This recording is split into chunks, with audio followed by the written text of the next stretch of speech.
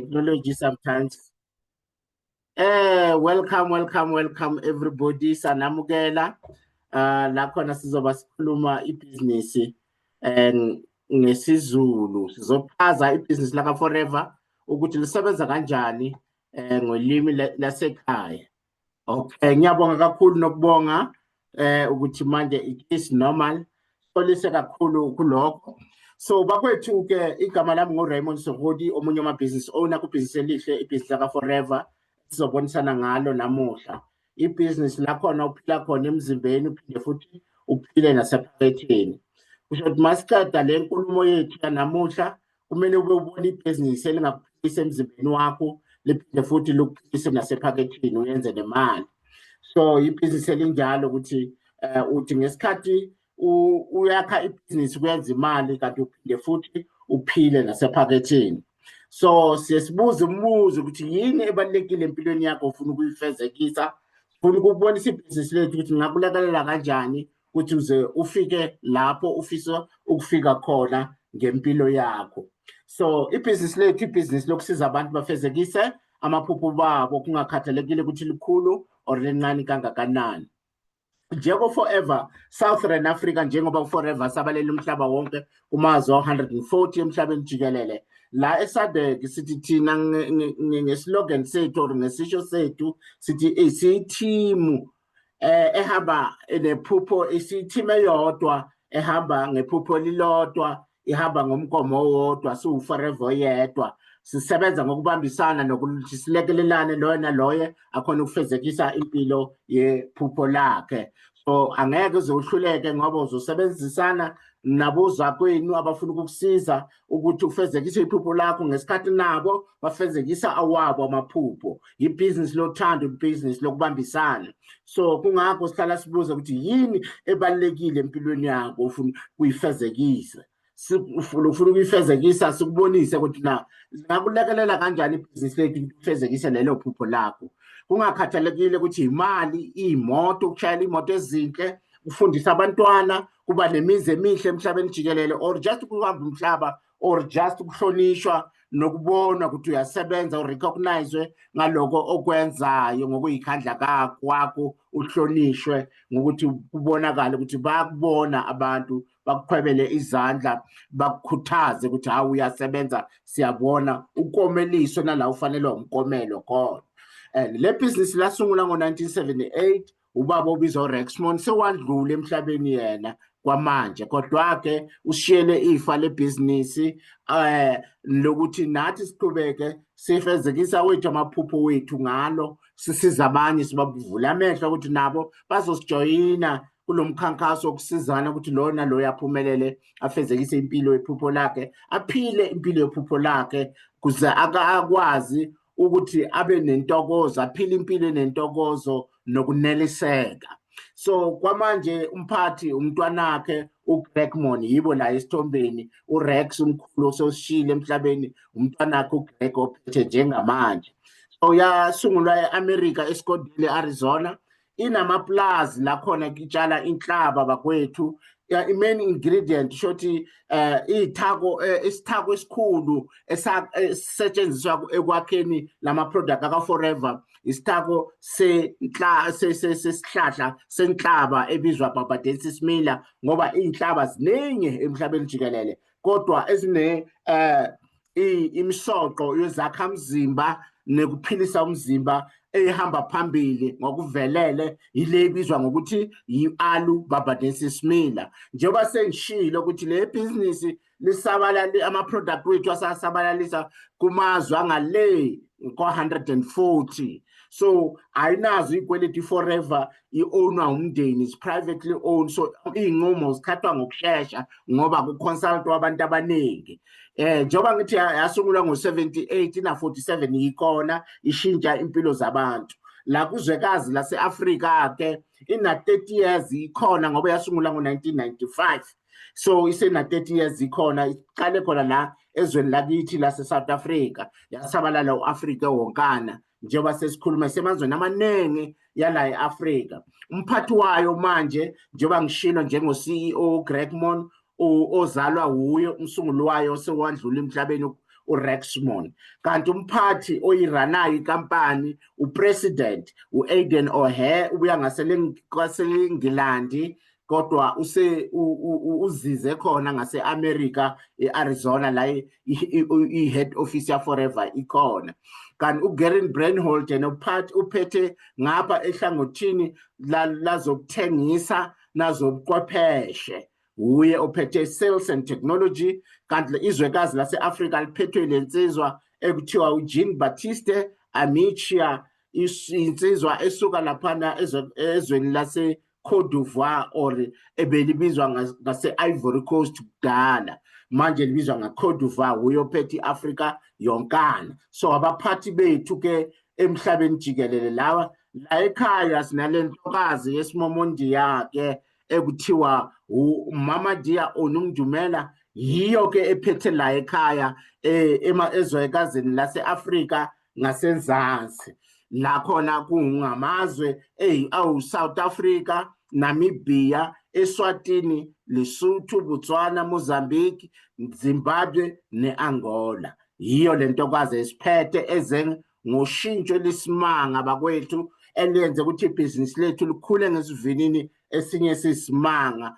Kwamanje lokho kwenzeka ebhizinisini akakaze kwenzeke, and sikubone lokho kwenzeka muva kokuthi le ntokazi iphathe some 2 years ago. So isibusiso kakhulu kithi nje ngo-Forever Southern Africa. So bakwethu-ke i-product yethu ikwaningwe inhlangano ezizimele eziningi. Uyabona laphana iy'divizo ezihlukahlukene ezipasisa ukuthi i-Forever yethu yahlolwa inhlangano lezi ezinalamaPhawu. Yokuqala, yes, International Aloe Science Council yayihlola yayipasisa ukuthi ilungele ukusebenzisa abantu emhlabeni jikelele, i-natural, ayinamo amakhemikhali angaba bungozi emzimbeni womuntu. Namajuda basho njalo bathi ayikhosha, nathi siyayidla, bayithesta bayipasisa. Kanti uNogwada usho ukuthi ayitheste ey'lwaneni, so akunakuhlukumezeka kwey'lwane ekukhandeni kwe-product yaka-Forever, and nazo ziyakhona kuyisebenzisa, ziyakhona kuyidla i-product ziphephe ngaphandle kokuthi zilimale. And then u-Emhalal nabo enkolo yesi-Muslim nabo bayihlolile i-product yethu, bayipasisa njengekuthi ihalal, bayayidla nabo. Kanti sirejistare nenhlangano ebizwa ukuthi DSA, Direct Selling Association, kanti futhi i-product yethu ipasiswe inhlangano ye-USDA ngokuthi i-organic. Lama-product wethu lawa wenhlaba, ihloliwe inhlaba lethu yatholakala ukuthi is 100% organic. So iphephe ngalelo zinga eliseqophelweni eliphezulu ngokuthi ingadliwa wonke umuntu emhlabeni jikelele. Njengoba sengishilo ukuthi yenzwe inhlaba yethu ile ibizwa ngokuthi yi-Aloe Barbadensis Miller, eseqophelweni eliphezulu ngezakha mzimba nemisoco esiza umzimba ukuthi uphile uphelele kuzo wonke ama-department wasemzimbeni. So inezakhamzimba eziningi le nhlaba lena. Mabayihlola bathola ukuthi iphethe ngale kwaba-200 active compounds ngokusho kwengisi, kuthiwa ama-compounds, 75 yama-nutrients ngokuhlukahlukana kwawo, 20 yama-minerals, 18 yama-amino acids, and 12 yama-vitamin wonke abuya kulesihlahla. So sihlukile ngendlela esimanga, asitholakali lula ezwekazini lase-Afrika, sitholakala lephezulu bo-Egypt nendawo lezi zase-Middle East, noma i-Forever iseyizitshalela yona e-America. So makufika kuma-product-ke bakwethu, sinama-product amaningi ngendlela esimanga ngokuhlukahlukana kwawo. Sezongena kuwe sizwe ukuthi asisiza kanjani. Engibambisane naye namuhla ntambama umakhelwane wami, umkhaya wami ufikile Masimula, uzongenelela-ke manje azositshela ukuthi njengoba i-product yethu ime kanje isiza kanjani. And then umkhaya wena unga-unmute lapho mawukhona ungene-ke usichazele ukusebenza kwe-product isebenza kanjani before sizodlulela phambili sizokhuluma ngemali ukuthi imali yona yenziwa kanjani kule bhizinisi. Sithi asiphileni kuqala. Ungaqhubeka-ke Mkhaya njengoba siwu-unmute-ile. Sanibonani, ngiyanibingelela egameni leNkosi yami Jesu Kristu waseNazaretha. Ngiyanibingelela mkhaya, ngiyabonga ithuba lokuthi ungiphe lona ukuba ngizokhona ukukhuluma namhlanje ngalama product wase-Forever. Igama lami nguFikile ngokwamasimula, ngihlala eDuduza eNiger. So ngizokhuluma-ke ngama-product, noma ngeke ngikhulume ngawo wonke, kodwa ngizokhuluma ngalawa ambalwa lawa nalawa. Ngiyabona ukuthi nesikhathi sethu sesadleka namhlanje, kodwa kangimangali, angisho besikhuluma kukhulunywe namhlanje ngelanguage enkulu kakhulu. Mkhaya ungamangali, isiZulu siyasinda, isiZulu vele, uyezwa nawe. isiZulu, angimangali nje. Ngicela singene-ke namanje, singeneni ku-aloe vera gel.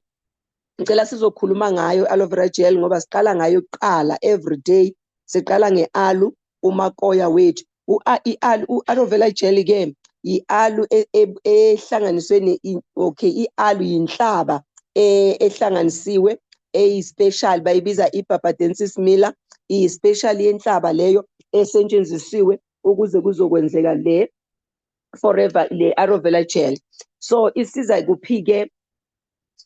Iyasiza izifo zonke, iyakhona ukuthi ingenelele emzimbeni womuntu noma ngabe ubuphethwe yini, noma ngabe awuguli, noma ngabe uyagula. So kubalulekile ukuthi uqale nge-aloe vera gel, uyiphuze, izoguduza ngaphakathi, iyazi-check-ela yona ukuthi yini engabe ayikho right emzimbeni wakho. Iyancedisana-ke, iyanceda kwimpilo, inceda ngaphakathi, ikhiphe okungaphakathi okungcolile, ikhiphele ngaphandle. So i-aloe yethu-ke iyasiza futhi ukuthi iyasiza namasotsha womzimba, iyawakhuphula, iyawancedisa ukuthi amasotsha omzimba wakho noma ngabe bese waphelelwa ngamandla, iwanikeza amandla ukuthi abhusteke, akhona ukuthi afanishine ngalamandla lawa vele edalwe ngawe. And then izisize kuphi-ke? Abantu abane-high blood, iyabasiza abantu abane-high blood ngoba iyakwazi ukuthi i-control i-high blood yakho, ikwazi ukuncedisa ukuthi yehle i-high blood. If une-high blood iyakwazi ukuyi-controla, ibe kahle, iyehle, ibe normal. Kanjalo nabantu abanoshukela, iyabasiza futhi abantu abanoshukela, iyayehlisa futhi ushukela. Enye futhi iyasiza-ke naku-constipation ngoba uma une-constipation ugcina sewune-problem yokuthi usuzoba nama-ulcers. And then ngoba ukudla okuphakathi lokho osekubolile akukhona ukuphuma ngoba khona amandla, ngizothi amasotsha omzimba wakho awekho strong ukuthi azikhiphele lokho okungcolile. Uzobona ngani ukuthi lokhu sekukhona okungcolile akukhona ukuthi kuphume? Ubona ngokuthi number 2 sizomshaya after aboma-2 days, aboma-3 days, kusho khona ukuthi amasotsha omzimba wethu awasekho strong enough. So i-aloe-ke iyasiza-ke, incedisa lawo masotsha omzimba lawo ukuthi akhiphe leyo nto engcolile, ngoba uma ngabe isiphumela yona uzobona seyishisa le acid, sewubona sewuba nama-piles, sekuyaqala-ke inkinga manje. So le aloe-ke iyancedisa lapho-ke emzimbeni, iyanceda futhi iyaklina negazi. Ungabona sewuphuma namathumba futhi, uthi uma uyiphuza ubona sekuphuma namathumba ngaphandle, and then kusho khona ukuthi iyaklina. And also umuntu ohlala njalo ne-stress, umuntu ohlala njalo nkosami acabanga kakhulu, iyamsiza uma ephuza yona, iyakwazi ukuthi imsize. Ngiyabonga baba. Cela siqhubeke ku-Bernetta. Singena ku-Bernetta-ke, i-Bernetta-ke yena-ke simbiza ngokuthi umathunga. Umathunga-ke i-Bernetta, ngani? Ngoba uma une-operation, especially abantu besifazane bavamisile ukuba nama-operation, and then ama-operation lawo mhlawumbe usuke uthole uze wathungwa, wayosikwa, wathunga, ngisaba ulibeka manje ngathi uthi uhlinziwe, libukeka kabi mara, kodwa-ke liba kanjalo. Mangabe-ke uze wasikwa, mangabe uyothola umntwana, uthola ukuthi ngaphakathi awupholanga, kodwa ngaphandle kuyabukeka khona kupholile, kodwa ngaphakathi kusancinga kanjalo. So i-Bernetta ngoba inama-berries, i-Bernetta yethu i-aloe also inama-berries, so iyanceda-ke ukuthi ipholise ngaphakathi. And then 2, iyasiza umuntu ohlushwa ukuya emalangeni wakhe, bayibiza ngesilungu bathi ama-period pain. Umuntu oya emalangeni wakhe uma yezwa ubuhlungu iyamsiza ukuthi ehlise lobo buhlungu lobo obusuke kukhona, because kusho khona ukuthi sorry, amahlwili ahlezi ngaphakathi aphakelene, so iyafika ukuthi iwabhidlize akhona ukuthi aziphumele kahle. Iyasiza-ke futhi nakubantu abangatholi abantwana, iyanceda futhi nakhona lapho iyamenza umuntu ukuthi abe fertile kahle, akwazi ukuthi akuthola amukele umntwana. And then iyasiza nakubantu abane-low blood, abanegazi low blood, yeah, abanegazi, kune-high blood, kune-low blood, bazalwane, ningixolele. Yes, labo-ke abane-low blood iyabasiza ukuthi igazi labo likhuphuke, likhona ukuthi libe normal. And also iyasiza umuntu ohlushwa kakhulu, umuntu ohlala ephathwa yi-TB, umuntu ohlale njalo ehlushwa ukuthi une-TB, liyamsiza-ke, liyaklina isifuba, lisusa zonke lawo magciwane lawa angenayo asuka angenile esifubeni, and then liyawaklina. And ngoba lawo magciwane ugcina umuntu sekayenzani, sometimes omunye amaphaphu wakhe ayavuvukala, amaphaphu wakhe angena amanzi, abanye abanamanzi, uthola ukuthi mhlambe sekane-asthma lowo muntu loyo. And then iyamsiza-ke futhi ukumklina lokho okungcolile okulapho ngaphakathi. And also umuntu ohlushwa umkhuhlane kancane kancane, uyagodola, uyashisa kanjalo kanjalo, and then iyakhona ukuthi imsize kanjalo. Umuntu ohlushwa isifuba, ngizothini, ohlushwa ngamaphaphu, yisibindi, ohlushwa nayizinso, and then also one-infection, uthola ukuthi, and then uhlushwa yi-infection ngesizwe. Okay, yeah, une-infection, iyakwazi ukumklina, abe clean, ehlala umuntu wesifazane especially uhlala clean makaphuza i-Bernetta. Cela sindlule ngoba se-Freedom. Siyangena ku-Freedom-ke. Oh, okay. Okay, ngicela singeneni, okay, ku-Freedom-ke. And then i-Freedom, yes, yi-product yethu yase-Forever. Le product le iyasiza kakhulu, kakhulu umuntu ogijimayo, odlala ibhola, nje owenza nje i-sports, umuntu nje odlala nje odlala ibhola likanobhutshuzwayo. Yes, lezo zinto lezo liyamsiza umuntu onjalo. And also i-Freedom iyakhela ukuthi incedisa ukuthi umuntu ofuhlangothi, umuntu ofuhlangothi uyasizwa futhi i-Freedom. And also umuntu naye futhi umuntu onemthungo oze wayokwenza i-operation, noma ngabe-ke akusesiyo-ke yabesifazane, umuntu nje onomthungo, mhlawumbe uze walimala wahamba wayothungwa. And then iyakusiza-ke kakhulu futhi i-Freedom. And also umuntu ohlushwa yi-gout, kanjalo i-Freedom iyamsiza. And i-Freedom-ke isiza kuphi kakhulu kakhulu, incedisa kuphi, kuma-joint la, ema-jointini emzimbeni womuntu kunamathambo, and then kube nomnkantsha, isize futhi ukuthi kube khona lapha kuhlangana khona ngizothi kuhlangana khona amathambo, kuye kube khona indawo kuthiwa kuhlangana khona la kuhlangana khona amathambo. Iyasiza ngoba kuye kube namanzana ayuketshezi lapho ngaphakathi. Lawo manzana lawo uyawathola ukuthi abakhona emadolweni, uthola ukuthi abakhona lapha emanyongeni. Yes, akhona yes, akhona kulezo ndawo lezi ezihlanganayo le, nasemkhonweni, uthola ukuthi nasemahlombe la ikhona. And then uma ngabe sewuyezwa ukuthi-ke kubuhlungu lezi ndawo lezi kulawo majoint lawo, kusuke sekwenzakaleni, sekuphele lawo manzi lolo ketshezi lwamanzi olwenza ukuthi kube lula ukuthi uhambe mawuhamba kanjalo, noma ufuna ukugobisa unyawo, noma ngabe uyaligobisa, noma ngabe uyaliqondisa isandla or ini, kube lula. Yilawo manzi lawo amancane lapho ngaphakathi ayenza khona ukuthi kube lula yonke into. And uma sekuphele lawo manzi lawo, kuba khona ukulwa kwamathambo, ukushayisana kwamathambo. Sewuqala-ke manje usuzwa ubuhlungu-ke manje, sewuyaqala manje usuqala ukuthi hey, ngathi ngiphethwe ngamathambo. And bese bayahamba bayokusika, bathi hayi, kumele siku-ede something ukuze ukhona ukuthi uzokwazi ukuthi uphinde uhambe. Suke sekuphele leyo lawo ketshezi lwamanzi lolo ke olulapho, and also naleyo raba leyo esuke ilapho. So i-freedom yethu iyasiza ke ukuthi isedele lawo manzinyana lawo asuke ephela. Cela sindlule baba ke.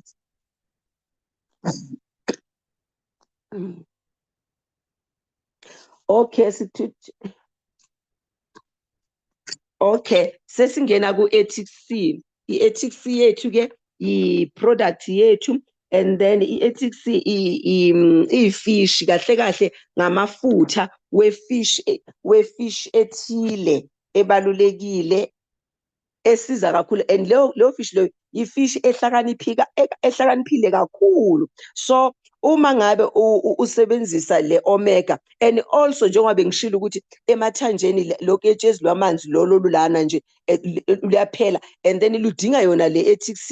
Le ethics lawo mafutha lawo wefish ethile ayanceda futhi uzoncedisa kuleyo ketshezana lwamanzi lolo olumele lwamafutha njalo okumele lube khona emathanjeni. So i-ethics ke iyasiza, sinikeza kakhulu abantwana, sithi mara akusiyo abantwana kuphela, eyabantu bonke, kodwa kulezi insuku igijima kakhulu for abantwana esikolweni ngoba iyabasiza abantwana ukuthi bakhona ukuthi bakhumbule kalula, bakhumbule maspiti. Yes, umsebenzi wabesikole uyabenza ukuthi iyabenza lena ukuthi bakhona ukukhumbula kakhulu, and iphinde futhi ivule nomqondo wakhe, and then ukuthi indawo le yokwamukela umsebenzi ivuleke ibe inkulu, umqondo wakhe akwazi ukwamukela izinto eziningi, umsebenzi omningi, and aphinde futhi angasheshi akhohlwe. Umqondo wakhe wenza ukuthi ukhona ukushesha ugijima, ngoba ngisho ngathi lenhlanzi le ihlakaniphile and iyashesha, kanjalo iyamsiza umntwana ukuthi umqondo wakhe ukhona ukushesha, ukhona ukwemukela izinto eziningi, and then ukhone futhi ukuthi ihlale lento ayifundile ihlale emqondweni. Yes, and then umzimba futhi kanjalo, nomzimba obabuhlungu iyasiza kakhulu, umzimba ohlale unamapeni iyamsiza umuntu, and also nomuntu one-high blood nakhona futhi iyamncedisa yona le-ethics. Kanjalo futhi umuntu oze wafuhla ngothi uyamsiza kakhulu le-ethics. Cela sindlule baba. Yes, siphethe-ke i-tooth gel yethu, bathi i-bright tooth gel. Njengoba bethi bright tooth gel kuyasho khona ukuthi iyawenza amazinyo abe mhlophe, amazinyo nje wodwa nje mawusebenzisa yona amazinyo wakho ayabonakala ukuthi hayi lo muntu lo khona into ayisebenzisayo kanjalo. And also ke iyasiza futhi nasey'nsinini, iy'nsini zakho ezihlala zibuhlungu, and then iyabulala lama-bacteria, njalo ibulela ama-germs. Okay, ibulala ngifuna ngesiZulu bazalwane ningixolele, kodwa nje ibulala-ke lawo yes amagciwane, ibulala lamagciwane asuke ekhona la emlonyeni, so iyawabulala lawo magciwane. And kanjalo futhi le tooth gel yethu uyakwazi ukuthi uma ngabe ekuseni, uma ngabe kuba nalento yokuthi umlomo ekuseni ungabi sendaweni e-right, ungabi sesimeni esikahle, so iyakwazi ukuthi ikline, ibulale lezo zilonda ezingaphakathi. Yes, iy'lonjana eziba semlonyeni, umntwana mangabe uphuma iy'londa emlonyeni uyakwazi ukumgcobisa yona le tooth gel, and also nawe futhi uyakwazi ukuthi uyigcobise mangabe ulimele, and then also mangabe mhlawumbe umntwana ushile uyakwazi ukumgcobisa, iyamunya bonke lobu buhlungu ikhiphele ngaphandle. Iyasiza-ke kakhulu if nakhona mangabe uphethwe i-flu, uyakwazi ukuyithatha uyikhothe uyiphuze, or uyisebenzise uyithele emanzini uyiphuze, iyanceda futhi ngaphakathi. Yes, ngoba ngisho ukuthi namakhathi makhona lapho usikeke khona uyayigcobisa, ungayiyeki. Mawuzwa ukuthi usikekile ngomesi uyapheka nakho uyasikeka, thatha yona uyigcobise lapho, izokusiza kanjalo. Umntwana ushile asimgijimisi, simfake i-sunlight, sithathe i-tooth gel yethu siyigcobise, umntwana abe right. Ngiyabonga baba.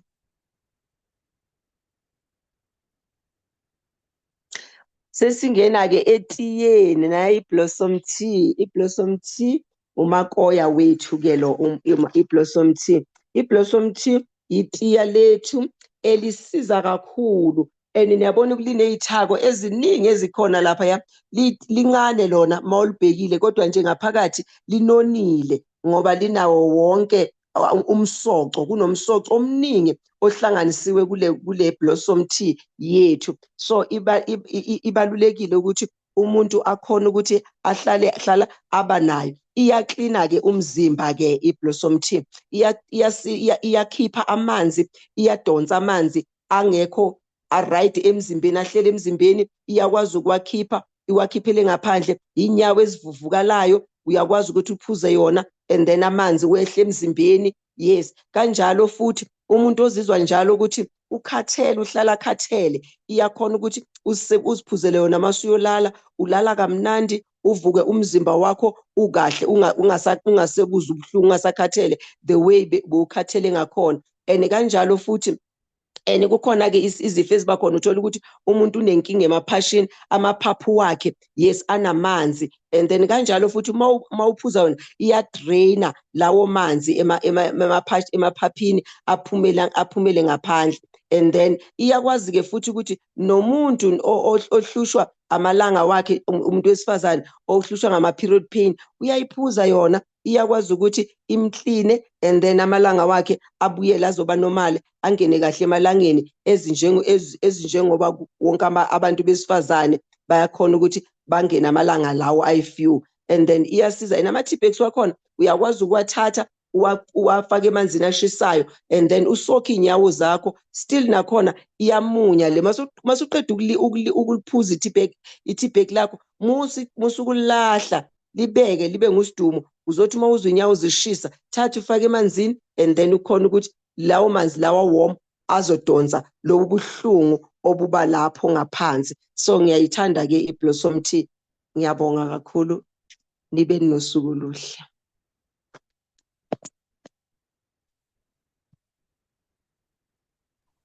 Siyabonga Mkhaya, siyabonga kakhulu ukuthi ngiya-unmute yangiphikisa. Sibonge kakhulu Mkhaya for a powerful product presentation. Uyayishaya Mkhaya, well done. Well done. Singamshayela izandla lapho unikeza ama-fire emojis, sishaye po laphana ku-group chat. Sibonge kakhulu. Uyayishaya Mkhaya i-product. Ubaba Ronald Mkhabele uthi po shaya ukhweba izandla. Ukuthi well done. Siyabonga usinikeza nama-fire emoji. Siyabonga kakhulu Mkhaya, uyishayile impela. Abantu amsho babonile ukuthi na kuphila kanjani kule business laka Forever ngeproduct enhle, bangasiza kanjani abanye baphile nabo emzimbeni ngayo iproduct. So bakwethu kuningi okuphelayo ebhizinisini laka Forever. Uyakhona kungena just as a retail customer. Ushothi we supply ama-products straight kuma-consumer. Shothi uyathenga udayise i-product yakho. Then uyakhona ukungena as a preferred customer. La khona ufungenela just ukuthi wena uthenge nge-discount uzidlele yona i-product uphile nomndeni wakho. Kanti uyangena as a-business owner. La khona manje uzofuna ukuyenza as a-business. So yokuqala wena ungakhona ukuyithengela nje kulo muntu oku-invitile, uthenga i-product kuye uzidlele nomndeni wakho nipheli. Kwesibili ungangena uthi hayi mina ngijwayele ukuthi ngingathengi kuwe, noma ngimemile ngizojoyina ngaphansi kwakho ngizithengele directly from Forever ngithole i-discount. Kodwa ungajoyina uthi mina ngifuna ukuyenza njengebhizinisi, ngifuna ukuthola i-discount yama-product mangithenga, kodwa ngifuna ukuyakha ngidayise i-product, ngakhe ne-team shothi ngizoyenza inzuzo ngokudayisa, ngihole amabhonasi ukwakha i-team, ngihola amabhonasi okudevelop ama-business developers kwa-Forever, which is managers ngokudevelop ama-manager, siwabiza ama-business developers. La khona kunemali eningi khona ukudevelopa abo-manager, and futhi ngifuna ukuqualifya ngithole wonke ama-incentive, ngisebenzele ukuqualifyela wonke ama-incentive atholakala kule business yaka-Forever Living Product. So kusezandleni zakho kuwena ufuna ukungena kanjani ebhizinisini laka Forever. uma ungena ke uyathenga istoko sokuqala ibhizinisi lakho, usithengele ibox esibiza start journey combo, uqale uyidle iproduct nawo. Sikhuthaza kakhulu indaba yokuthi wena mnikazi weproduct idla iproduct yakho isize wena mnikazi wayo, ukuthi ukhuluma nabantu, ukhuluma ngento esize wena bayibone kuwe ukuthi isebenza kanjani, and kunikeza umdlandla ekukhulumeni nabantu ngoba wazi ukuthi isebenza kanjani ngoba isize wena. And okunye ubuilda i-team, kuba lula. Abantu mawudayisela abantu baphila bathanda i-product, mabangena base bazi amandla e-product ngoba ibasizile nabo mhlambe base basize nabanye. So ubuhle bebhizinisi lethu ukuthi bangena nje nabo base bayayidla i-product, kuba lula kufundisa abanye ukuthi imiphumela yokudla le product iyiphi, and wena ongenayo uzotholani in terms yokudla ku-product futhi nokwakha as ibhizinisi elihle kakhulu, and uhlala unabantu ozosebenzisana nabo nixexeshana nilakhe leli bhizinisi. So for umzekelo mawuthengisa lesa sigubhu sokuqala akhulume ngaso uMkhaya ufikile kabanzi, lesi uye wajula kakhulu kuzo u-aloe vera gel, uyenze inzuzo ye-168 rand. Mawuthathe igubhu ezimbili uyenze u-336 rand. Wathengisa igubhu ezimbili ngosuku for 5 days uyenza u-1684 ngeveki. Ngeyigubhu ezimbili nje ngosuku uthengisa 5 days kuphela. So kwabaningi u-1600 ngeviki part time ingayenza umehluko omkhulu. Omunye angafaka ipetroli yakhe eviki lonke, omunye angathenga negrosa yasendlini eviki lonke ngo-1006. Abanye angavula investment ye-stronger invest ngoba kayidingi leyo 1600. So ngenyanga mawuyenza lokho kuthengisa igubhu ezimbili ngesuku for 5 days evikini, usuka wenza u-6,736 rand yenzuzo. Wazi kunabantu abavuka ekuseni baye kwamlungu laphana abadayisayo lapha emashopo ku-retail abangaholi nalo 6,000, nalabo bema lapha emagaraji basithelela amapetroli. Uma ungafaka umuntu oyedwa ebhizinisini, uForever uzokubhadala u-1,623 rand ngokuthi nje wena utshele umuntu ngoForever, wayithanda lo muntu iForever, wathenga ikhombo yakhe, yena uyothengisa lama-product awathole ebhokisini lakhe, ayenze yonke imali yakhe athenge ngayo nenzuzo ngaphezulu. Kanti futhi-ke ngoba uthengisa igubhu eziwu-40 ngaleya exercise yakho ukuthengisa igubhu ezimbili ngosuku for 5 days a week, kule gubhu eziwu-40 uthole i-4 case credit or ama-points awu-4. Lama-points awu-4 ukuwayenza nje enyangeni iyenza ukuthi uqualify ukuthi iForever ugiqabeze ngo-5% we-boost bonus okuzoba 1,302 rand. So ngokuyenza just lokhu kuphela kungangena ephakethini lakho 9,662 rand. Abantu abaningi le mali ngayenza umehluko omkhulu empilweni zabo. Nami nje senginama-idea ukuthi mangathi extra kuna 9,662 inento eyiningi. Abanye bayasebenza bahola kahle akayidingi le 9,000 kodwa angathenga i-townhouse ye-1,000,000 rand, afake umuntu aqhashe laphana ambhadala irente lo muntu ongenile, and then phezu kwale rent ya ugcwalisele futhi ngo-9,662 rand ukubhadala ibhondi inyanga nenyanga. Uyabona leyo bhondi ngeke uthathe 20 years, mhlawumbe uzoyibhadala ngo-7 years uqede, because uyothola ukuthi wena instead yokuthi ubhadale u-10,000 rand kuyo usewubhadala bo-14,000-15,000 rand every month. So yenza ukuthi usheshe uyibhadale ngokushesha and usewakhe elinye ithuba lebhizinisi elukwakhela imali eceleni ngaphandle kokuthi uvuke. Thathi manje no angifuni le 9,600 kodwa umsebenzi wayo mningi kakhulu ongayisebenzisa kuwa ukuzakhela amathuba wokukhanda imali. Ukungena ebhizinisi laka Forever nje uthenga le stock esibiza start of journey combo nga-7,110 rand. Le 7,110 rand yakho izobuya yonke mawudayise le product. This ama-product lawa ilawa ahamba phambili ngokudayisa, ilawa ahamba awu-10 ahamba phezulu phambili ngokudayisa, the top 10 selling products yiwo lawa esiwabona kulesithombe. So ukuthi kulula kuwadayisa ngoba yiwadayisa kakhulu kuma-product ka-Forever, yiwaziwa kakhulu. Sometimes size sokhuthaza ukuthi mawusaba abantu thenga ibhege e-transparent, sinawo la ethimini amabhege a-transparent yokuthi mawufaka i-product umuntu uyabona ukuthi yonke into ilapha phakathi ebhekini yakho.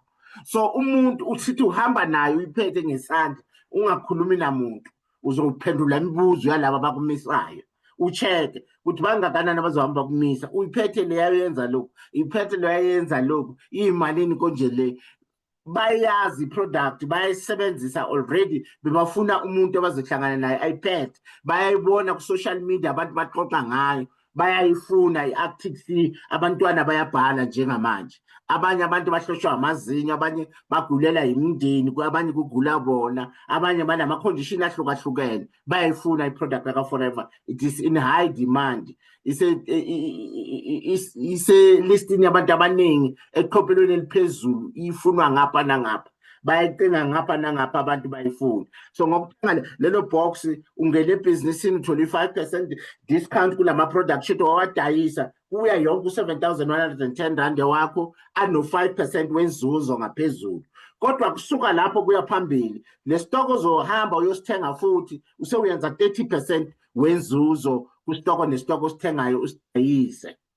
And ngokuthi nje uthenge lesa sitoko sakho sika-7,110 usewuyi-assistant supervisor ebhizinisini, kusho ukuthi sewudla u-30% weprofit. Mawujoyinisa abantu nje ibox nebox oludayisile ubhadala 25% yale mali Forever yenzayo, oku-1,623 rand umuntu nomuntu ngamunye omfakile ebhizinisini. Kanti ne-boost bonus nje washaya u-4cc kumaphuzu wakho wakhile enyangeni, uzogigabeza ngo-5% ngaphezulu. Bakwethu, mawungene kwa-Forever ukhuthele imali uzoyenza, iya ngokukhuthala kwakho kuphela. And sizokufundisa and futhi sizokukhosha, sikuqeqeshe, sibuye sikulekelele kwakheni ibhizinisi lakho okwakho ukuthi ufundiseka kuphela. Uqala uyenza imali ungakayiqondi nokuyiqonda lento ngoba usizwa abanye abayaziyo ukuthi yenzwa kanjani. Wena ukuthi bathi qoqa abantu, bona beze bachazele abantu bakho bathenga i-product, abantu bakho bajoyine, wena uyenza imali.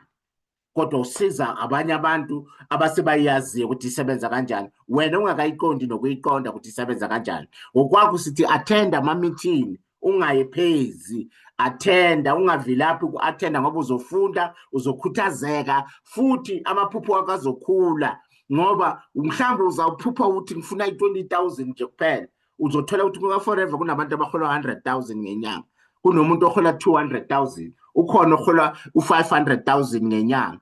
So lokho kuyakusiza ukuthi ubone ukuthi wow, kunomuntu ohola 500,000 ngenyanga, ukhona ohola 1,000,000 ngenyanga.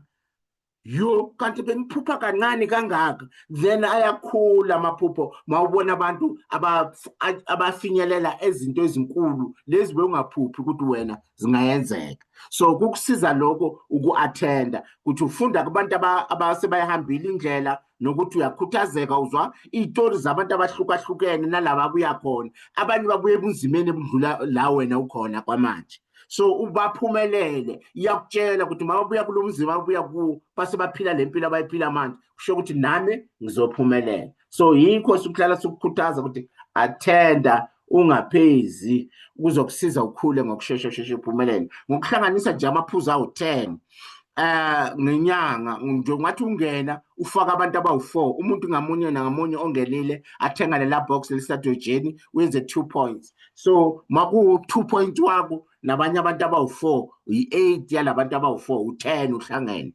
usupervisor, imizuzo yakho iyasuka ku-30% to 38%, nokuthi still uthola u-8% mawujoyinise umuntu, ubonus phezu kwaleya 25%. Wayibona imali ukuthi ingena kanjani mawuqhubeka uyaphezulu. Mabathengisela abantu abama-assistant supervisor etimini yakho, nabo bantu bonke abangaphansi kwabo, bona bathola ama-discount wabo bo-30% bodayisa, baziyenzela imali yabo yonke abathenge ngayo, no-30% wenzuzo ngaphezulu.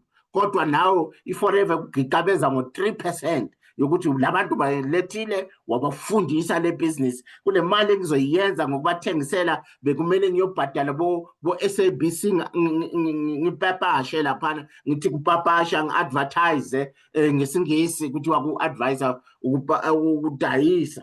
So abhadala ama-newspaper abo-magazine nama-TV nabo-radio iForever ayikwenzi konke lokho, ithatha le mali bekumele ibhadale zonke ley'nhlangano inikeze wena oletha abantu ebhizinisini. Kungakho kunemali kangaka kwaForever. Siqhubeka u-attenda kuze ufunde uhlale ukhuthazekile nokuthi amaphupho akhulu ensuku nensuku mawubona abantu bathola izinto eziphezulu, and uhlale usendaweni enomfudo efudumele ngoba kwakhana kulama meeting wakwaForever. Uphuma ushisa mawuya laphana amaphupho akhulile, uphuma ugijima unogqozi logijima u-achieve wonke amaphupho wakho.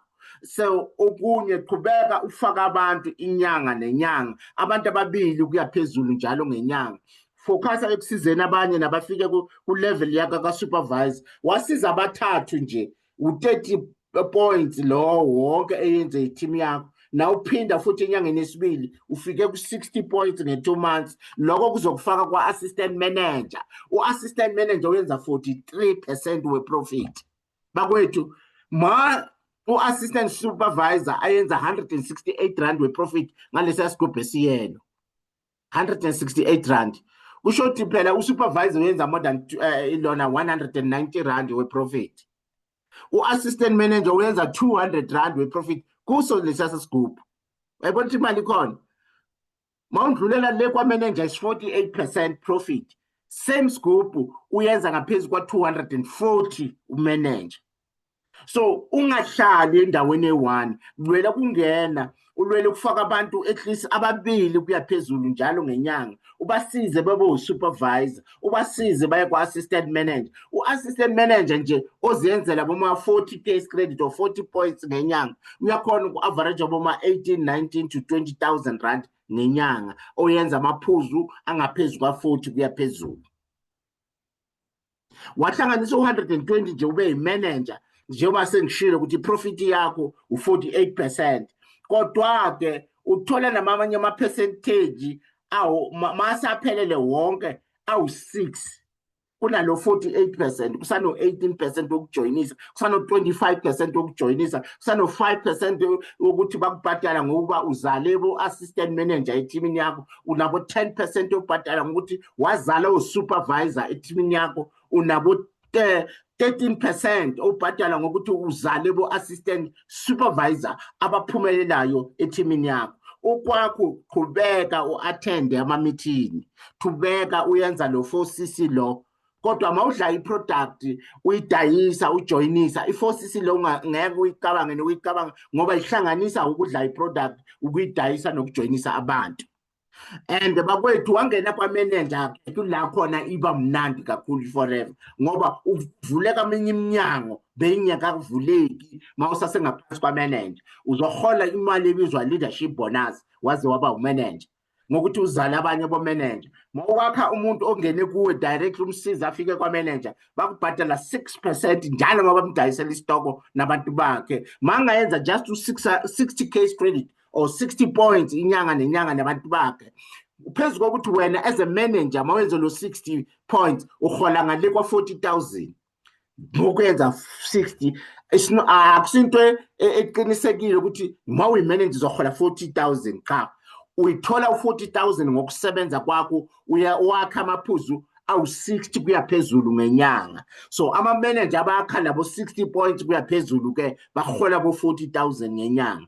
So wasiza imanager ehola lo 40,000 nayo yenza 60, wena uForever uzokhokhela bo 18,000 rand ngalo manager wakho, ilo 6% we-60 case credit. Kanti naye wazale yakhe imanager bakubhadala 3% okungaba u9,000 lapho. And then second generation nayo mayizale yayo imanager ungathola u2% ozoba laphana kubo 6,000. Kusho ukuthi lapho mawungahlanganisa kahle uzothola ukuthi ungaphezulu kwa-35,000 rand ngalabo manager wa first generation, second generation or third generation. So le line mawuyakhe njengoba injalo laphana kulesithombe kusho ukuthi ungathola ukuthi extra phezulu kwaloko ukuhola ngokuthi usebenza nabantu abangakafiki kwa-manager kuno isincephezelo se-35,000 ngaphezulu. Should instead of 40,000 wena uthola u-75,000. Then ungakha omunye uline wabo-manager wawuna first, second and third generation. Nabo labo manager bakho mabangayenza just uba average u-60k credit kusho u-35 omunye futhi phezulu ko-35. And now uzoba u-senior manager. Mangaba yi-5 lama-line kuzoba bo-35 about times 5. If bonke abo-manager bakho bangaphezulu kwa-60k credit ngenyanga. Uyayibona ukuthi imali ikhona ka-Forever Mawukhutele ngempela. Kungakho uba abantu bathi asihola bo-6 figure income, abanye bathi double 6 figure income. Yiyo le ndaba eyenza ukuthi abantu bahole kanjalo futhi yiyo eyenza ukuthi ujoyine emuntwini uhole kumdlula, because ungangena kwa-manager wena uzale bo-manager abaningi kundlula lo owakho umanager kulethe ebhizinisini, then uyozithola uhola imali endlula eyakhe lokhu ujoyinisile. I-Forever akusiyona i-push bakwethu, ibhizinisi le-network, bakukhokhelwa kuya ngokukhuthala kwakho nokufundiseka kwakho. Bakwethu waze wangena kwa-manager kuvuleka yonke iminyango njengoba ngishilo, uthola nethuba lokusebenzela ukuthi uhole unikezwe imali extra ongabhadalela imoto ibizwa i-Forever to Drive. Le incentive ke mawuthole yona ke uzothenga imoto yiphupho lakho. Kungakubona abanye njengombatha ushayela iMaserati ngayo le Forever to Drive. Boroni nonkosikazi wakhe uAniki bakaBrawa labelungu laba bona babona bashayela ilona iMustang. Usibona uEric Phanga nonkosikazi wakhe uSylvia laphansi ba-driver uRange Rover nentokazi le bathi nqumisa amajezi beka-state advocacy or umshushisi enkantolo yamaqala, yena ushayela iPorsche Cayenne ngayo lo Forever to Drive. So mawuthanda imoto ke lwela kungena kwa-manager nokusebenza ngokuyikhandla ukuthi nawe ufike la uqualifya khona lama incentive weyimoto uzoshayela imoto ephupho lakho. Kodwa kuso wonke umuntu othenga imoto, abanye ke bathatha le mali bayiqoqe bathenga okunye okungakho amanye amathuba okwenza imali njengomndeni kaMachethe. Bona ke bebaqoqa imali yabo mayise isihamba esikhudlwana bahambe bathenga umhlaba. Manje nje banamaplazi njengoba ngikhuluma nani, banamaplazi amabili, elilodwa lila eBoksburg kanti elinye lilapha eNigeria. Alikaqali ukulinywa laseNigeria, balima leli laseBoksburg. Badayisela uBoxer supermarket base eBoksburg besilapho 2 weeks ago. Uthi manje sewufake noWoolworths ubathengisela ama-veg organic laba kaWoolworths. So yibo labo bona nesimile sihle kanjani besibuye emithinini kungakho sifase amatayi ensimini, kodwa wathi asindlule ubone ama-crops amasha esengwafakile ensimini. So sadlula khona siwabona-ke. So uMam Roselyn Nhlapo yena bekahlanganisa imali yakhe, yena uzakhele a 25-room guest house. Uyabona ukuthi i-Forever noma kungasiyona ibhizinisi ephupho lakho, kodwa ingakhona ukuthi ikhokhele ibhizinisi lephupho lakho. Ungajoyina nje uyakujoyinela ukuthi ngizolakha le business kuze nize lingakhele imali eyisihamba esinele ukuthi ngiyosungula lela business lami engakhona ukuthi ngithole ifunding mhlambe emabhanki, ngoba amabhanki akubalela into eziningi ngokumele bakuboleka imali yokuqala ibhizinisi. Mara mawuboleka imali yokufaka izikweletini nje kuphela, mhlambe uthenga imoto bapasisa ngokusheshsha ngoba bazi ukuthi lento oyithengayo iphelelwa iveli. Mara mawuthi ufuna ukukhanda imali babamba bayeka ukuboleka imali ezokusiza ukhanda enye imali. So ka-Forever ungazakhela ibhanki lakho ngokuthi uwakhe i-Forever yakho, uhole le mali ezihola la kule business, uyokhokhelwa amanye amabhizinisi wakho azoqhubeka akufakele imali, azoqhubeka nangapha emuva kwakho sewundlulile kulo mhlaba, abasalayo baphile ngazo lezi zinto. So bakwethu naba ney'ngane zethu zama-2000 zabona sizama ukwakha le bhizinisi ngesikhathi sika-COVID zama-lockdown ku-social media.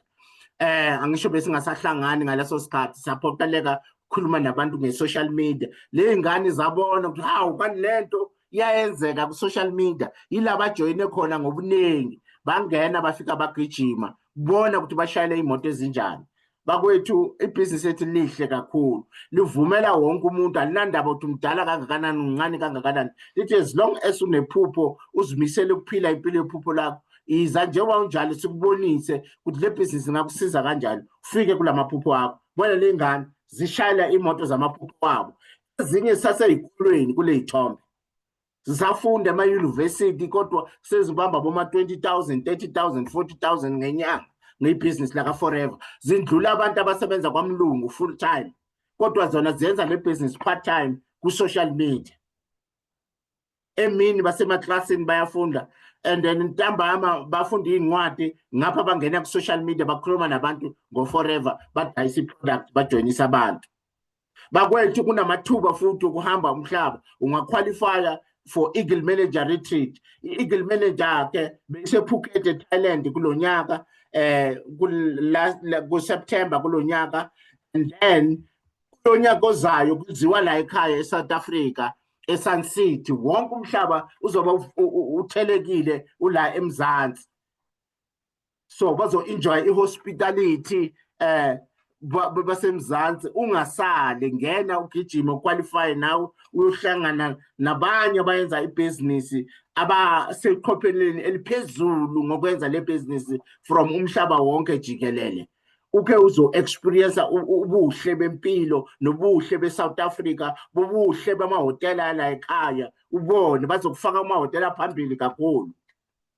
I-Forever in a lifestyle, it's not just about business bakwethu. Ibhizinisi eliphethe iproduct ebenamandla ekusizeni umzimba uphile, ibhizinisi elihamba liphethe futhi namathuba yokuthi ungaphila impilo yephupho lakho, uhambe umhlaba mahhala, ushayele imoto zamahala ngokusebenza nokuyikhandla kwakho, uzakhele namanye amathuba amabhizinisi. Sine incentive ebizwa i-Forever to Drive bakwethu, la khona ungathola ithuba lokuya phesheya nomuntu omunye wesibili, bakhokhelela abantu ababili mawuqualify.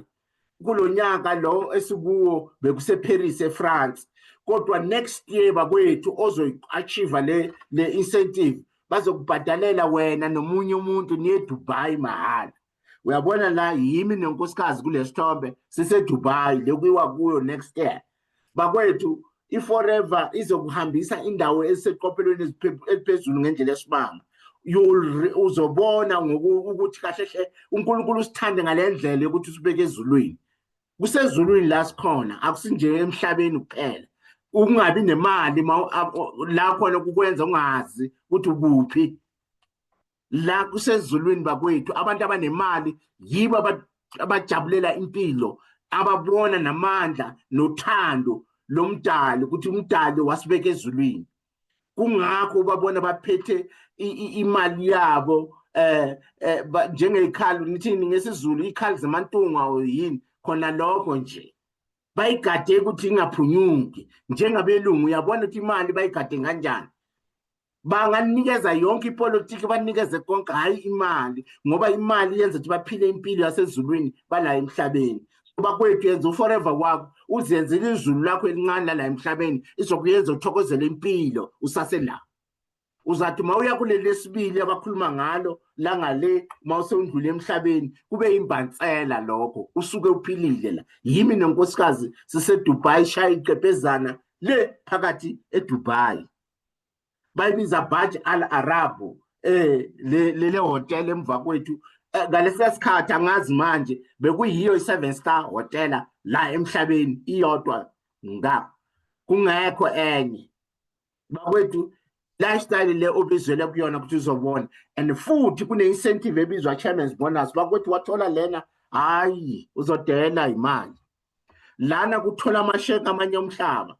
Mawusebenzile ngempela uzodela imali. Kunama-level ke, u-chairman's bonus level 1 yabona abake baqualifya ngaleso sikhathi siyaka 2024, i-level 1 leyo. Level 2 angakaze ngibona isheke lika level 2 elingaphansi kwe-2 million. Wonke ama-level 2 checks ye-chairman's bonus angaphezu kwa-2 million bakwethu kulo le business esikulona. Mawusebhizinisini sebenza ngamandla ukuthi nawe uke ufike uyitheste lezi zinto zamacheke, and ulethe nabanye bazobona. Bona lawa i-level 3 ke le yama-chairman's bonus elikhulu kampela ngalesikhathi akusaboniswa ama-check kanje, akusavumelekile manje ngemithetho yabo social media, ngemithetho eminingi regulate ukuboniswa kwemali, kuthiwa kuhehwa abantu ngemali eziphezulu. Kodwa amaqiniso sizobaleka sithini ngoba iqiniso into eyenzakalayo ebhizinisini. Ngesikhathi kusaboniswa ama-check mawulithola istage lelikhulu nke ngalibona ilo 24.7 million, shothi 25 million yaka Rolf Skip. La ekhaya enkulu ngesikhathi kusadisplaya, manje la ekhaya kuthola amakhulu kundlula leli. Kodwa ngesikhathi asadisplaya ile 9.2 million. Bakwethu mawukhuthele impilo yakho ngeke iphinde ifane. Let's say use-South Africa uthola u9.2 million. Yini ungathi wena ngeke ukhona ukuyi-afford? Ungakha amabhizinisi amaningi kule mali lena. And lena ibonus le 1 year, le 12 months, bewuhola every month kulowo nyaka.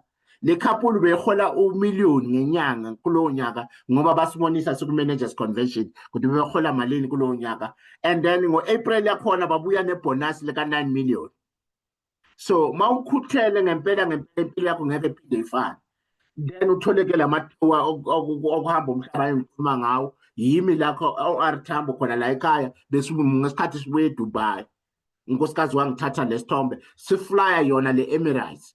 Uflya ama-indies eziphezulu lakho forever. Abakufake kumafonkongo wama-aeroplane, bakufaka kuma-aeroplane amampela mahala ha. Ikhokhela ama-aeroplane wakho, ikhokhela amahhotela, ikhokhela ukudla, ibe ikunikeza ne-spend money esandleni. La unkosikazi somewhere ngale Kenya kuthiwa kuseMombasa, la besikhona lapho. Lana ke la kukhandwa khona iproduct yonke eyezwe ngenhlaba ngaseDallas eTexas eAmerica. Lapho ke kuyi-headquarters yaka Forever eScottsdale eArizona endaweni yasePhoenix. Lapha eScottsdale Arizona. Bona ukuthi inhle kangakanani, bona ukuthi inkulu kangakanani. Iyakubonisa le nkampani nemali. Nale factory yaseDallas bayayi-owna yabo, bayikolekthi le head office inhle kanje, inkulu kangaka, nayo ayikolotwa bayi-owna.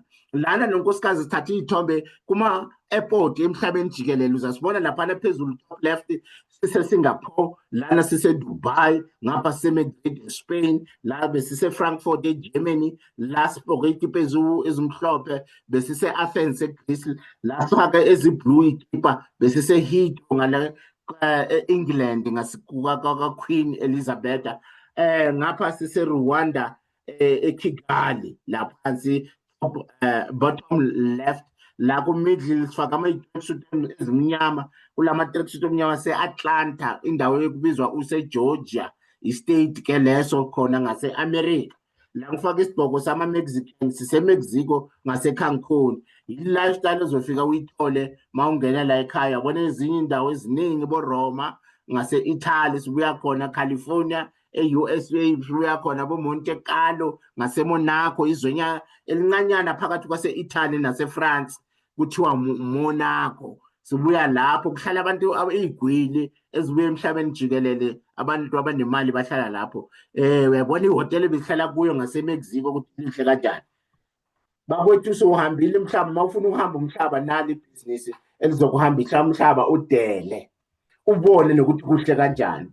Nayiphelele lapho bakwethu uzobona abantu bafaka ebhizinisini nabo baphumelela. Nangu #no-degree ubusa qualify for forever to drive. Lana besijayiva bona simoyezela nonkosikazi kundlula yena, sicelebrate impumelelo. Mawubona abantu bafaka ebhizinisini baphumelela bakwethu, kunentokozo nenjabulo enye uzoyifila ngeke uyithole ndawo. Nawu umndeni wakaNcwebe nabo bazithengele imoto yabo yephupho labo, i-Range Rover. Bangitshela bangama-supervisor ukuthi bafuna ukushayela le moto, ngathi iba imanager. Bengikhuluma nonkosikazi umama uNcwebe ngathi ubaba bangekho kulelo langa. January besimita set amagoli, ngiyakhumbula sahlala la kwami, wafika sahlala phansi sagweba, wathi ngifuna ukudriver i-Range Rover. Ngathi mama ngena kwa-manager, uqualify for i-favor to drive. Akazange ayiqualify lowo nyaka, kumthathe 2 years kodwa waqualifya, wathenga imoto yakhe iphupho lakhe, uhamba ngemoto ephupho lakhe manje. So bakwethu hayi uzobhema udele kwa-Forever i-lifestyle. Bobona nabomkhulu bakhona bayaphumelela kwa-Forever, ney'ngane ezincane zikhona, sise-Arizona emazweni le phesheya. So mawufuna impumelelo join i-Forever ushintshe impilo yakho. Indaba iqala la nge-start your journey combo. Uthenge le box, uthole lama product, uphume ngosizo lwethu siyokhuluma nabantu, sokubonisela abantu ukuthi le business lizobasiza kanjani, i-product izobasiza kanjani, bayithenge, abathanda ibhizinisi bajoyine, baqale bashintshe impilo zabo. Ingabe ingangisebenzela nayo umbuzo abantu abaningi abazibuza wona lo, will it work for me? Ngempela mawulithatha serious le business njengaliliphi ibhizinisi lizofuna isikhathi, kodwa nokuthi usebenze ngokuyikhandla noma kanjani uzophumelela ngoba sizoba sila sokusiza. And then attenda imihlangano njengoba ngishilo webusiness la uzofunda khona, la kuzokhula namaphupho wakho, la uzohlala ukhuthazekile khona, uhlele ufudumele, uhlale ugijima, kuzoyikho lokho kuzokwenza uphumelele. And then uma uzimisele ukusebenza nabanye abantu njenge-team, nokukhuluma nabantu insuku zonke ngo-forever, and futhi zimisele ukuthi wena uzosiza abantu abangama-customer, usize abantu abangena ebhizinisini balakhe le business, ngoba amakhasimende nabantu abajoyinayo babaluleke kakhulu ekukhuleni kwebhizinisi lakho nempumelelo. And then dayisela abantu i-product baphile bakwethu babe bahle, nawe uzoyenza imali. Konke lokho kuyatholakala ebhizinisini laka Forever Living Products, ngoba uliphi why wakho, uphupho lakho yini? Ngoba just imoto ukuthi uphile kahle nje, ube healthy emzimbeni wakho, or ufuna ukutravel umhlaba, ufuna ilona impilo yephupho lakho, i-lifestyle, ufuna ukufundisa ingane ema-university, ufuna ukukhula ngolwazi, konke lokho, personal growth, personal development, part ye-business lethu, ufuna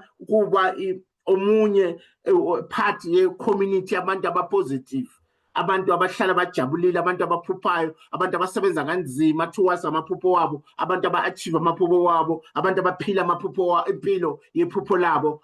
Yila kwa-Forever, sijoyine, uzozithola konke lokho, and uzithole uphila impilo enenjabulo ngaphakathi nokuneliseka, and uqale ukumoyizela nawe ufane nabanye bakwethu. Yilo le business. Ubani ongajoyina? Wonke umuntu, ufundile akafundanga, umakhaniki, u-engineer, uyi-lawyer, uyi-accountant, u-security guard, or nje u-petrol attendant, or u-housewife, or else usebenza emakhishini, uza njengoba njalo sokufundisa ibhizinisi, uzothola ama-lawyer, uthola ama-accountant, uthola nabantu abangawazi nomnyango wesikole la ekhaya. So bakwethu akunendaba noma umncane weda umdala, ngena kwa-Forever ushintshe impilo yakho. Indaba ila kuleli bhokisi, ismile sibuya, sibone ukuthi simoyizela kanjani bakwethu. Thinta lo muntu akumemele, akutshele ukuthi ungangena kanjani, angakutshela ne-link wena uzirejistare kwamanje. So bakwethu sibonga kakhulu ukuthi nisibekezelele noma sibe namahiqi lapha ekuqaleni, kodwa kwagcina kuhlangene sikhulumile indaba ye-product, sikhulumile indaba yebhizinisi. Kusezandleni zakho manje ukuthi na ufuna ukuyenzani ngale bhizinisi. Ngena ushintshe impilo yakho, yiloko engingakusho kuphela kwamanje. Sibonga kakhulu isikhathi senu, ngiyakholwa ukuthi mawuhlalile kwaze kwaba lesikhathi, impilo yakho ngeke iphinde ifane. Kuyasho ukuthi kukhona enhlizweni yakho ufuna ukufezekisa, noma kanjani kuzofezeka, ngoba uNkulunkulu angeke adle amandla omuntu. I-investment ukuhlala la usimamela kusilula, kodwa uhlalile kwaze kwaba la. Lokho kuyasho ukuthi ngempela nawe ufanele ukuba part le business, ukufanele impumelelo. Sibonge kakhulu, uNkulunkulu anibusise.